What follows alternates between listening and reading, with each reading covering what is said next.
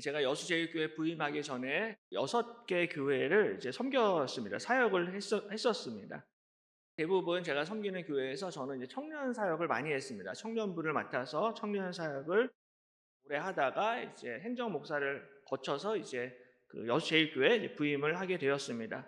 청년부 사역을 할 때마다 항상 청년들이 이제 많이 제일 궁금해하고 제일 관심 있는 부분이 있었는데, 그게 바로 이제 결혼과 진로의 문제입니다. 항상 우리 청년들이 저한테 기도를 부탁을 할 때마다 결혼을 위해서 그리고 진로를 위해서 항상 저에게 많이 기도를 부탁을 하고 상담을 했습니다. 목사님, 제가 결혼을 하고 싶은데요, 이 사람이 제 배우자인지 아닌지 제가 어떻게 알 수 있습니까? 목사님, 제가 직장을 구하고 있는데요, 이 직장이 정말로 하나님이 예비하신 직장인지 아닌지 제가 어떻게 알 수 있습니까? 하나님의 인도하심을 제가 어떻게 받을 수 있습니까? 라는 그런 질문을 많이 받았습니다. 그럴 때 이제 많은 사람들이 하나님의 뜻을 알기 위해서 사용하는 방법 중에 한 가지가 양털 기도라는 방법이 있습니다. 이 양털 기도는 사사기에서 6장에 보면요, 기드온이 하나님 앞에 드렸던 그 기도에서 유래한 그러한 말입니다. 하나님이 기드온을 이스라엘의 사사로 부르셨습니다. 사사로 부르셔서 이제 이 기드온이 미디안 족속과의 전쟁을 앞두고 있었습니다. 이제 곧 있으면 전쟁이 시작이 되는데, 갑자기 기드온이 뜬금없이 하나님 앞에 표적을 보여달라라고 그렇게 요구합니다. 사사기 6장 36절에 기드온이 하나님께 여쭈되 주께서 이미 말씀하심 같이 내 손으로 이스라엘을 구원하시려거든 보소서, 내가 양털 한 뭉치를 타작마당에 두리니 만일 이슬이 양털에만 있고 주변 땅은 마르면 주께서 이미 말씀하심 같이 내 손으로 이스라엘을 구원하실 줄을 내가 알겠나이다 라고 그렇게 기도합니다. 그러니까 지금 이제 미디안 족속하고 싸워야 되는데, 정말로 하나님이 나를 통해서 이기시고 나를 사용하실 것이 확실하다라면은 양털 표적을 보여달라는 거예요. 밤 사이에 이제 지면에 이슬이 내리게 되는데, 이 양털에만 이슬이 있게 하시고 주변 땅은 메마르게 하시면은 제가 이건 하나님의 사인으로, 하나님의 표적으로 알겠습니다라는 그러한 기도였습니다. 하나님이 이 기도원의 기도에 응답을 해주세요. 다음날 일어나 보니까요, 양털을 쫙 짜보니까는 거기 물이 가득했습니다. 근데 반면에 그 양털 주변의 땅은 메말라 있는 거예요. 하나님이 응답을 해주셨습니다. 근데 기드온이 또 한 번 하나님 앞에 기도합니다. 기드온이 또 하나님께 여쭈되 주여 내게 노하지 마옵소서, 화내지 말라는 거예요. 내가 이번만 말하리이다 구하옵나니 내가 이번만 양털로 시험하게 하소서. 원하건대 양털만 마르고 그 주변 땅에는 다 이슬이 있게 하옵소서라고 기도합니다. 이번에는 밤에 이슬을 내리실 때 양털은 마르게 하시고 주변의 땅만 촉촉히 적셔달라라는 그런 기도였습니다. 하나님이 이번에도 이 기드온의 기도에 응답을 해주셨어요. 그래서 그날 밤에 양털은 바싹 마르고요, 주변의 땅만 촉촉히 이슬이 맺히고 적셔졌습니다. 이와 같이 양털에 이슬이 있느냐 없느냐를 기준으로 하나님의 뜻을 판단하는 기도를 우리가 흔히 소위 양털 기도다라고 그렇게 이야기를 합니다. 기드온이 양털 기도를 했는데요, 요새도 이런 비슷한 방식으로 기도를 할 때가 종종 있습니다. 청년들이 이제 결혼을 앞두고 선을 보고 이제 소개팅을 하는데요, 그때 하나님 앞에 이렇게 기도합니다. 하나님, 만약 오늘 만나게 될 그 소개팅에 나오는 그 자매가 정말로 하나님이 예비하신 자매다라면은 그 자매가 꼭 하얀색 원피스를 입고 나타나게 해주세요. 원피스를 입고 나타나면 예스로 알겠습니다. 또 하나님, 오늘 만나게 될 그 형제가 청바지를 입고 나온다라면 이건 무조건 노로 알겠습니다. 그 형제랑은 만나지 않겠습니다. 일종의 표적을 구하면서 하나님 앞에 기도를 하는 경우가 있습니다. 그런데 하나님이 이런 기도에 보통 응답은 잘 안 해주세요. 잘 안 해주시는데 때때로 정말로 응답하시고 표적을 보여주실 때가 있습니다. 드문 경우지만은 정말로 청바지를 입은 형제가 나타날 수가 있어요. 하얀 원피스를 입은 자매가 짜잔하고 나타날 수가 있습니다. 이처럼 하나님이 때때로 우리 인생 가운데 표적을 보여주실 때가 있는데요, 바로 오늘 예레미야에게도 하나님이 표적을 보여주십니다. 그래서 오늘은 이 예레미야에게 보여주시는 표적의 의미를 한번 살펴보면서 말씀을 나누겠습니다. 가장 먼저 우리 하나님께서는 우리를 격려하시기 위해서 표적을 보여주실 때가 있습니다. BC 627년경에 하나님이 예레미야를 선지자로 부르십니다. 열방의 선지자, 열국의 선지자로 부르심을 받는데요, 하나님의 선지자로 부르심을 받는 것, 세계적인 복음 전도자, 말씀 사역자로 부르심을 받는다라는 것은 영광스러운 일입니다. 근데 예레미야가 이 부르심을 받고 주저합니다. 6절에 내가 이르되 슬프도소이다. 주 여호와여 보소서 나는 아이라 말할 줄을 알지 못하나이다 라고 대답을 합니다. 지난주에도 말씀을 나누었지만은 예레미야는 하나님 저는 아직 아이와 같아서 말하는 법을 잘 모릅니다. 말할 줄 모르기 때문에 제가 뭐 열방과 열국에 나가서 이렇게 말씀을 전할 수가 없습니다 라고 주저하고 망설입니다. 왜냐하면 예레미야는 이 열방의 선지자, 하나님의 말씀을 전하는 사역자의 길, 선지자의 길이 얼마나 힘든가, 얼마나 이 고생길인가 이걸 알고 있었습니다. 하나님의 말씀을 전해야 되는데 이 말씀이 사람들을 기쁘게 하는 말씀이 아니라 사람들을 심판하고 사람들을 정죄하는 메시지입니다. 이스라엘과 열방의 죄악과 타락과 범죄와 반역을 고소하는 말씀을 전해야 되는데 사람들이 싫어할 거고 싫어하면 자기를 괴롭히고 핍박하고 박해할 거다라는 것을 알고 두려워했어요. 그래서 두려워하는 예레미야에게 하나님이 약속하십니다. 여호와께서 그의 손을 내밀어 내 입에 대시며 여호와께서 내게 이르시되 보라 내가 내 말을 내 입에 두었노라 라고 말씀을 하십니다. 노란색 글씨로 내 말을 너의 입에 두었다라고 말씀을 하십니다. 하나님의 말씀을 예레미야의 입술에 두었다라는 거예요. 이 노란색 글씨로 이 말씀 내 말을 너의 입에 두었다라는 이 표현이요, 신명기 18장에 보시면은 하나님이 모세에게 말씀하신 표현을 똑같이 쓰고 계십니다. 신명기 18장 18절에 보면요, 내가 그들의 형제 중에서 너와 같은 선지자, 여기서 너는 모세입니다. 모세와 같은 선지자 하나를 그들을 위하여 일으키고 내 말을 그 입에 두리니 내가 그에게 명령하는 것을 그가 무리에게 다 말하리라 라고 말씀을 하십니다. 똑같은 표현, 내 말을 그 입에 둘 것이다 라고 약속을 하십니다. 하나님의 말씀을 그 선지자의 입, 모세와 같은 선지자를 일으키실 텐데 그 선지자에게 모세와 똑같은 말씀을 그 선지자에게 주겠다라는 거예요. 근데 오늘 하나님께서 예레미야를 부르시고 이 내 말을 너의 입에 두겠다라는 똑같은 약속의 말씀을 주시는 것입니다. 그러니까 모세에게 약속하신 그 선지자가 바로 오늘 예레미야다라는 것을 우리에게 보여주고 있습니다. 예레미야에게 이 말씀을 주시는데요, 이 말씀에는 정말 열방을 무너뜨리고 세우는 놀라운 권세가 있었습니다. 그래서 보라 내가 오늘 너를 여러 나라와 여러 왕국 위에 세워 내가 그것들을 뽑고 파괴하며 파멸하고 넘어뜨리며 건설하고 심게 하였느니라 라고 말씀을 하십니다. 하나님이 이 말씀에 어마어마한 권세를 주셨습니다. 예레미야는 어린아이와 같이 연약하고 부족하지만 예레미야의 입에 두신 그 하나님의 말씀으로 말미암아 말씀의 능력으로 왕국과 제국들을 뽑고 파괴하고 파멸하고 넘어뜨리며 그리고 다시 건설하고 심게 하는 어마어마한 권세와 능력을 주셨습니다. 그래서 하나님이 예레미야에게 어마어마한 말씀의 권세를 주셨는데요, 오늘 본문을 보시면은 이에 대한 보증, 이에 대한 표적을 또 한 가지 보여주십니다. 11절에 여호와의 말씀이 또 내게 임하니라 이르시되 예레미야야 내가 무엇을 보느냐 하시매 내가 대답하되 내가 살구나무 가지를 보나이다. 여호와께서 내게 이르시되 내가 잘 보았도다. 이는 내가 내 말을 지켜 그대로 이루려 함이라 하시니라 라고 말씀을 하십니다. 하나님이 예레미야에게 예레미야야 네가 지금 무엇을 보느냐라고 물으세요. 그러니까 예레미야가 제가 지금 살구나무 가지를 보고 있습니다 라고 대답을 했어요. 그랬더니 하나님이 네가 잘 보았도다. 이는 내가 내 말을 지켜 그대로 이루려 함이라 라고 그렇게 대답을 하십니다. 근데 이 말씀이 갑자기 여기서 왜 살구나무가 등장을 하는지 한글 성경만 봐서는 잘 이해가 되지를 않습니다. 이 부분은 히브리어 성경, 히브리어 원문을 봐야지 사실은 정확하게 이해를 할 수가 있어요. 히브리어 성경을 보시면요, 이 살구나무라는 히브리어 단어가 샤케드라는 단어입니다. 그리고 하나님이 말씀을 지킨다라고 할 때 저 지키다라는 히브리어 단어가 샤카드라는 단어입니다. 발음이 비슷하죠. 바로 이 소리와 발음이 비슷한 단어를 사용을 해서 예레미야에게 표적을 보여주시고 반드시 하나님의 말씀이 이루어지고 성취가 된다라는 것을 예레미야에게 보여주시는 거죠. 이 살구나무는요, 봄에 새싹을 피우는 새싹이 나는 나무입니다. 그래서 여수도 이제 봄이 되면은 이제 자산공원에 벚꽃이 유명합니다. 그리고 여수의 또 영치사는 진달래꽃으로 유명하다라고 해요.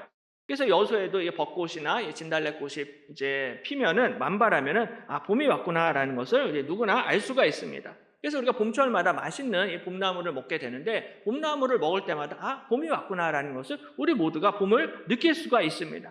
팔레스타인 지역에서는 살구나무가 바로 그런 역할을 하게 됩니다. 살구나무는 봄에 새싹이 납니다. 예레미야는 이제 앞으로 40년간 이제 선지자 사역을 해야 되는데 해마다 봄이 되면은 그 살구나무에서 싹이 트는 것을 해마다 보게 될 것입니다. 그러니까 이 살구나무가 바로 샤케드인데요. 샤케드를 보면서 이 샤카드, 하나님의 말씀이 지켜진다라는 것을 생각하게 된다는 것입니다. 살구나무를 볼 때마다 바로 하나님께서 말씀하신 것을 반드시 지키시고 이루신다라는 것을 예레미야가 해마다 확신하게 되고 보증을 받게 된다는 것입니다. 그러니까 샤케드, 살구나무를 통해서 샤카드, 말씀을 지키시는 바로 그 하나님을 해마다 다시 한번 생각을 하게 되고 이 예레미야에게 확신과 믿음을 주시기 위해서 하나님이 바로 이 샤케드, 살구나무를 보여주시는 것이죠. 이와 비슷한 장면이 여호수아서 4장에서 나오는데요. 하나님이 이스라엘 백성들을 위해서 요단강을 쫙 이렇게 가르시고 요단강 물을 마르게 하십니다. 그리고 나서 이 요단강 바닥에 있는 돌 12개를 취해가지고 그 돌들을 가지고 와서 길갈에서 큰 돌 기념비를 세우게 됩니다. 여호수아서 4장 20절에 여호수아가 요단에서 가져온 그 12돌을 길갈에 세우고 이스라엘 자손들에게 말하여 이르되 후일에 너희의 자손들이 그들의 아버지에게 묻기를 이 돌들은 무슨 뜻이니까 하거든 너희는 너희의 자손들에게 알게 하여 이르기를 이스라엘이 마른 땅을 밟고 이 요단을 건넜음이라 라고 말씀을 합니다. 요단강 바닥에 있던 돌 12개를 가지고 와서 기념비를 세웠습니다. 근데 지금 이스라엘 백성들은 본인들이 직접 요단강을 건넜기 때문에 당연히 이거 기억하죠. 기억할 것입니다. 정말로 하나님이 놀라운 기적을 베풀어서 요단강을 건넜다라는 것을 당사자들은 기억을 하는데 문제는 그 자식들입니다. 자손들과 손주들도 이걸 기억하느냐라는 거죠. 왜냐하면 본인들이 직접 경험을 하지 못했으니까 금방 까먹게 된다는 거예요. 그래서 하나님께서는 이 놀라운 구원의 역사를 기억하라고 이 요단강 바닥에 있는 돌들 12개를 취해가지고 길갈에 기념비를 세웠던 것입니다. 그래서 앞으로 나만 믿음 생활 잘하는 것이 아니라 이제 앞으로 사랑하는 우리 자손들, 자식들, 손주들도 힘들고 어렵고 환난을 당할 때마다 이 돌 기념비를 보라는 거예요. 돌 기념비를 보면서 하나님께서 그만큼 이스라엘 백성들을 사랑하시고 이스라엘 백성들을 구원하신다라는 것을 이 표적을 통해서 기억하고 포기하지 말라는 것입니다. 아무리 내 인생이 힘들고 어려워도 낙심하지 말고 이 요단강 물을 마르게 하신 그 하나님을 믿고 의지하라. 바로 자손들에게 이것을 보여주기 위해서 이 마른 땅의 표적을 기념하기 위해서 돌로 된 탑, 돌로 된 기념비를 세웠던 것입니다. 살구나무도 마찬가지죠. 앞으로 예레미야가요 하나님의 말씀에 순종을 해서 사역을 감당하면서 많은 고난과 박해를 당하게 될 것입니다. 근데 그때마다 봄이 되면요 살구나무를 보게 될 것입니다. 이 샤케드 살구나무를 보면서 샤카드의 하나님을 기억하게 된다는 거예요. 반드시 하나님께서 말씀을 지키신다, 말씀을 이루시고 말씀을 성취하시고 나를 보호하신다라는 그 샤카드의 하나님을 기억을 하고 하나님 앞에 순종하게 된다는 것입니다. 해마다 봄철마다 이 살구나무를 보면서 절대로 낙심하지 말아라. 절대로 포기하지 말라라. 우리에게 바로 이 신앙의 표적을 우리에게 나타내 주시고 보여주시는 것입니다. 그래서 우리가 신앙생활을 하면서 때때로 하나님이 정말로 내 인생 가운데 기적 같은 일을 베풀어 주실 때가 많습니다. 정말로 내가 평생 잊을 수 없는 기적과 같은 놀라운 일들이 있는데 그러한 일들이 평생 내 신앙과 믿음 생활하는 데 있어서 너무나 중요한 역할을 하게 되는 것을 볼 수가 있습니다. 힘들고 어려울 때마다 그 옛날 일을 생각을 하는 거예요. 그 고난과 환난 가운데서 그 억울함 가운데서 고통 가운데서 나를 어떻게 건져내 주셨는지 그 표적을 잊지 말라고 하나님이 오늘 예레미야에게 살구나무를 보여주시고 이스라엘 백성들에게 12개의 돌탑, 돌 기념비를 보여주시고 그것을 쌓게 하신 것입니다. 그러니까 표적이 저와 여러분의 믿음 생활을 위해서 하나님이 그런 표적을 행하신다라는 거예요. 예수님이 표적을 행하신 이유도 마찬가지입니다. 요한복음 2장을 보시면요, 예수님이 갈릴리 가나의 혼인잔치에서 표적을 행하시는데 잔치집에서 포도주가 떨어집니다. 그러니까 그 예수님의 어머니 마리아가 포도주가 떨어졌다라고 예수님께 도움을 구해요. 근데 예수님이 이 어머니한테 아직 내 때가 되지 아니하였습니다라고 살짝 거절을 하십니다. 근데 이 엄마가요 포기하지 않습니다. 그의 어머니가 하인들에게 이르되 너희에게 무슨 말씀을 하시든지 그대로 하라라고 이렇게 이야기를 해요. 근데 마침 그때 이 유대인들 정결 예식에 사용하는 돌 항아리가 6개가 그 옆에 있었습니다. 그것을 보시고 예수님이 말씀하세요. 예수께서 그들에게 이르시되 항아리에 물을 채우라 하신즉 아귀까지 채우니 이제는 떠서 연회장에게 갖다 주라 하심에 갖다 주었더니라고 말씀을 하십니다. 그래서 정말 이 돌 들어있던 항아리였는데요, 연회장한테 가져다 주고 연회장이 그 물을 마시는데 그때 물이 아니라 포도주로 변해 있었습니다. 정말 이 마리아가 요구한 대로 우리 예수님께서 물로 포도주를 만드셨어요. 방금 전까지만 해도 아니 아직 나의 때가 된 것이 아닙니다, 나랑 상관이 없습니다 라고 이렇게 말씀을 하셨는데, 안 만들어 주실 것처럼 말씀을 하셨는데, 이 엄마가 한 번 더 부탁을 하니까는 포도주를 만들어 주셨어요. 이유가 있습니다. 그 이유는 바로 제자들의 믿음을 위해서 예수님이 만들어 주셨어요. 그래서 마지막 11절에 보면요, 예수께서 이 첫 표적을 갈릴리 가나에서 행하여 그의 영광을 나타내심에 제자들이 그를 믿으니라 라고 이렇게 말씀을 하십니다. 노란색 글씨로 제자들이 예수님을 믿었습니다. 바로 이 제자들의 믿음을 위해서 예수님이 의도적으로 때가 되지 아니하셨지만 물로 포도주를 만들어 주셨던 것입니다. 제자들에게 믿음을 주시고 제자들에게 확신을 주시기 위해서 놀라운 기적과 표적을 행하신 것이죠. 그래서 요한복음에는요, 예수님의 표적들이 많이 나타나 있습니다. 2장에서는 가나의 혼인잔치에서 물로 포도주를 만드시고, 또 왕의 신하의 아들을 고치시고 38년 된 병자를 고쳐주시고, 또한 오병이어의 기적을 행하시고 죽은 나사로를 다시 살리시는 이 많은 표적과 기적을 행하세요. 근데 예수님이 이 성경에 기록된 표적 말고도요, 사실은 굉장히 많은 표적과 기적을 행하셨습니다. 그 표적을 행하신 이유가 요한복음 마지막에 이렇게 기록이 되어져 있습니다. 우리 한 목소리로 같이 읽겠습니다.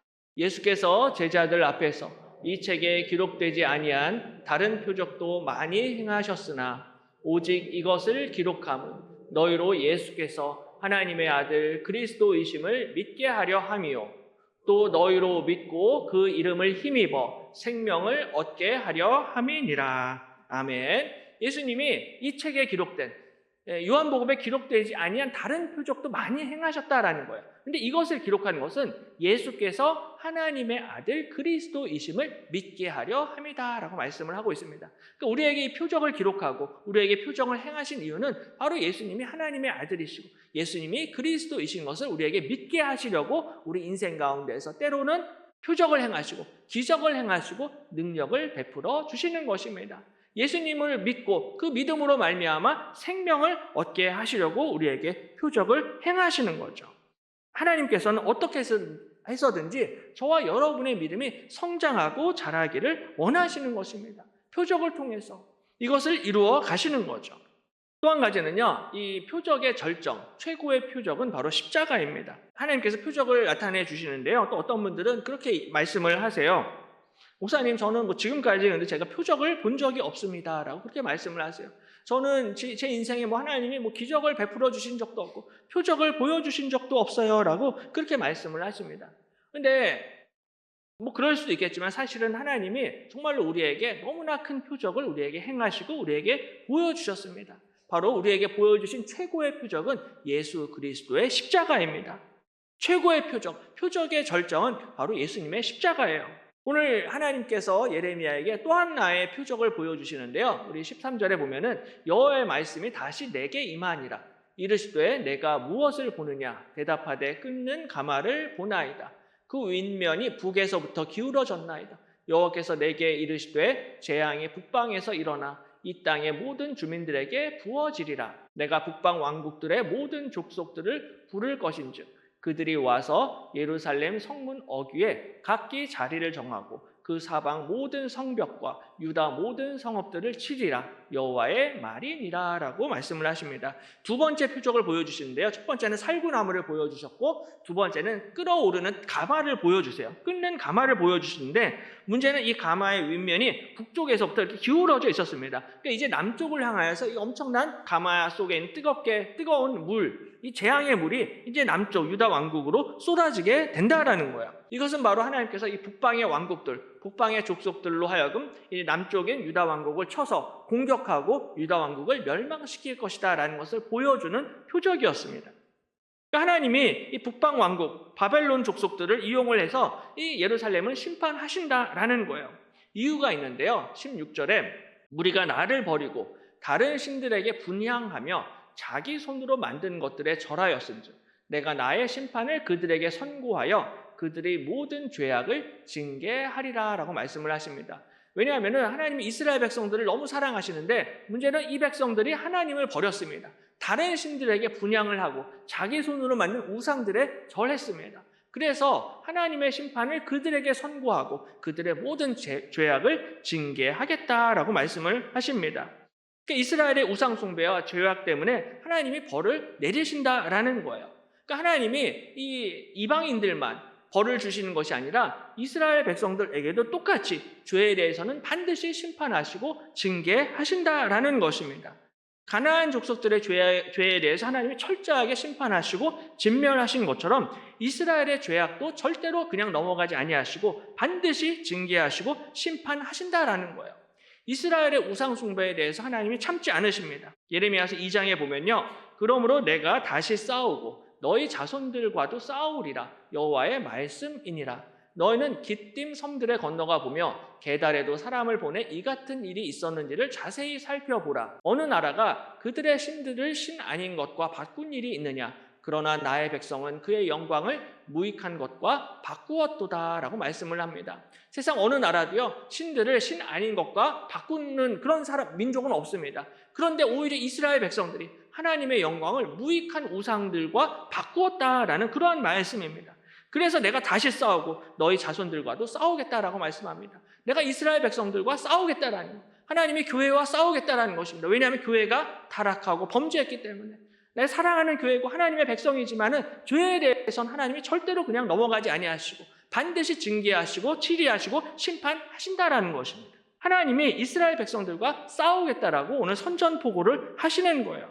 그러니까 하나님은 죄에 대해서는 네 편 내 편 따지시지 않으신다라는 거예요. 하나님의 백성도요 죄를 지으면 벌을 반드시 내리신다는 것입니다.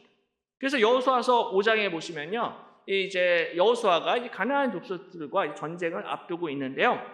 그때 여호수아 앞에 여호와의 군대 대장이 나타납니다. 군대 대장이 나타나니까 여호수아가 군대 대장에게 너는 우리를 위하느냐 우리 적들을 위하느냐라고 그렇게 질문을 해요. 그러니까는 아군이냐 적군이냐 그 질문을 하는 거예요. 이에 대해서 이 군대 대장이요 이렇게 대답합니다. 아니라라고 대답을 해요. 그가 이르되 아니라 나는 여호와의 군대 대장으로 지금 왔느니라라고 그렇게 대답을 합니다. 여호수아의 관심사는 이 군대 대장이 지금 우리 편인지 적군 편인지 그게 궁금했어요.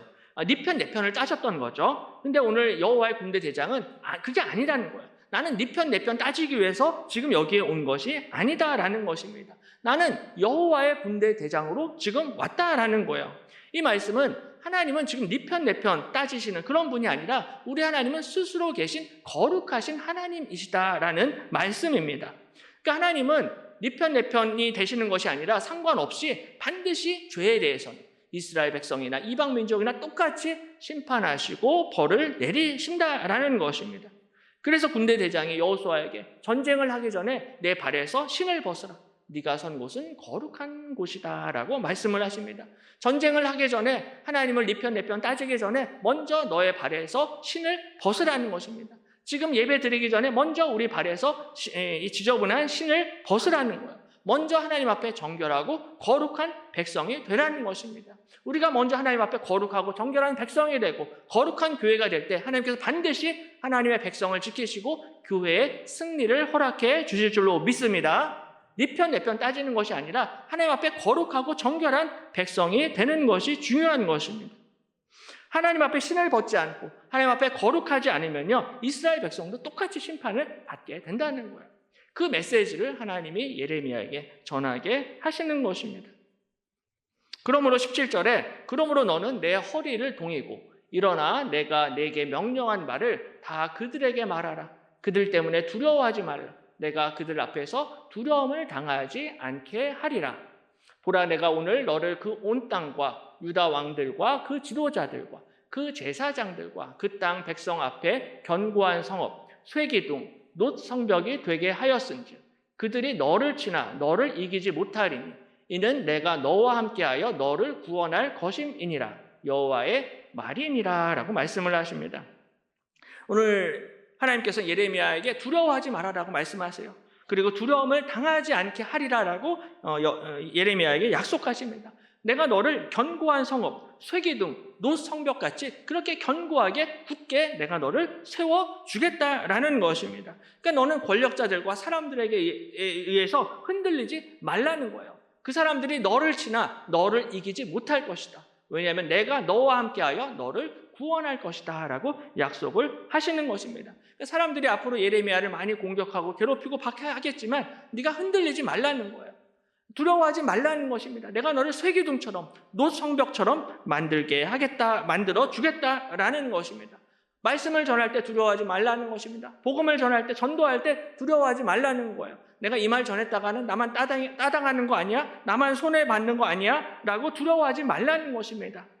내가 그들 앞에서 두려움을 당하지 않게 하리라. 하나님께서 반드시 우리를 보호해 주시고 지켜주실 줄로 믿습니다. 우리가 두려움 당하지 않게 하나님께서 우리를 만들어 주신다라는 것입니다. 사람들이 뭐라고 해도 나를 쇠기둥처럼, 나를 놋성벽처럼 든든하게 붙잡아 주신다라는 것입니다. 예레미야뿐만이 아니라 우리 가운데 두려움이 몰려올 때가 있습니다. 내가 이거 말씀에 순종하다가 나만 불이익 당하는 거 아닌가? 전도하다가 거절당하면 나만 상처받는 거 아니야? 두려움이 생길 수가 있는데 바로 우리에게 이 두려움을 이기도록 우리에게 표적을 보여주시는 것입니다. 그리고 그 표적 중에 최고의 표적은 바로 예수 그리스도의 십자가입니다. 예수 그리스도의 십자가는 그 무엇도 끊을 수 없는 하나님의 사랑을 확증하십니다. 그러므로 우리에게 염려와 두려움이 몰려올 때 예수님의 십자가를 바라보시기를 바랍니다. 로마서 5장 말씀을 우리 한 목소리로 같이 읽겠습니다. 의인을 위하여 죽는 자가 쉽지 않고 선인을 위하여 용감히 죽는 자가 혹 있거니와 우리가 아직 죄인 되었을 때 그리스도께서 우리를 위하여 죽으심으로 하나님께서 우리에 대한 자기의 사랑을 확증하셨느니라. 아멘. 의인을 위하여 가끔씩 죽을 수도 있습니다. 선인을 위하여 용감하게 나설 수 있습니다. 하지만 우리 하나님께서는 저와 여러분이 아직 죄인 되었을 때 그리스도께서 우리를 위하여 죽으심으로 하나님께서 우리에 대한 자기의 사랑을 확증하셨느니라 라고 말씀을 하십니다. 하나님의 사랑을 확실하게 증명하셨습니다. 하나님의 아들을 아끼지 아니하시고 저와 여러분을 위해서 내주셨습니다. 저와 여러분을 위해서 십자가에 못 박아 죽이셨습니다. 그러므로 그 누구도 우리를 대적할 수가 없다라는 거예요. 그만큼 우리를 사랑하신 이 놀라운 십자가 표적을 보여주셨기 때문에 이 십자가 기억하면서 절대로 포기하지 말아라. 두려워하지 말라. 놀라지 말라는 것입니다. 이 땅 가운데 우리가 거친 세상에서 넘어지고 실패할 때마다 십자가를 바라보시기를 바랍니다. 우리가 잠시 후에 부를 우리 찬송가 456장 가사에 보면요. 거친 세상에서 실패하거든 그 손 못자국 만져라. 주가 참 평안을 내게 주리니 그 손 못자국 만져라. 그 손 못자국 만져라. 주가 널 지키며 인도하시리 그 손 못자국 만져라 라는 유명한 찬송 가사가 있습니다. 이 거친 세상에서 실패할 때 우리 예수님의 그 손 못자국 만지시기를 바랍니다. 어둠 속을 걸어갈 때 그 손 못자국 만지시기를 바랍니다. 죄악의 짐이 무거울 때 그 손 못자국을 잡으시기를 바랍니다. 믿음의 길을 걸어갈 때요, 우리 앞에 요단강이 놓여 있을 수가 있습니다. 예레미야처럼 많은 핍박과 박해를 당할 수가 있습니다. 전도하다가 많은 비웃음과 조롱을 당할 수도 있을 것입니다. 바로 그때 예수 그리스도의 십자가를 바라보시기를 바랍니다. 오늘 예레미야가 살구나무를 바라보았습니다. 샤케드 살구나무를 바라보면서 그 샤카드의 하나님, 말씀을 이루시는 하나님을 기억하고 하나님을 의지했습니다.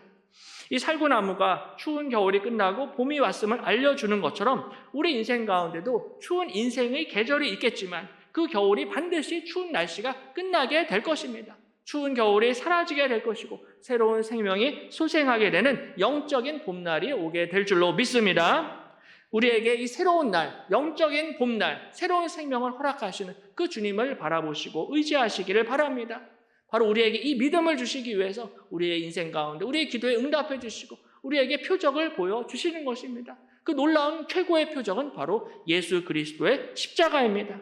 그러므로 예수 그리스도의 십자가를 붙잡고 예수님의 십자가를 의지하고 주님 앞에 가까이 나아가시기를 바랍니다. 이번 한 주도 오직 십자가 능력으로 이 두려움을 물리치시고 담대하게 십자가 복음을 증거하시는 우리 모든 성도님들 되시기를 주님의 이름으로 간절히 축원합니다. 기도하겠습니다.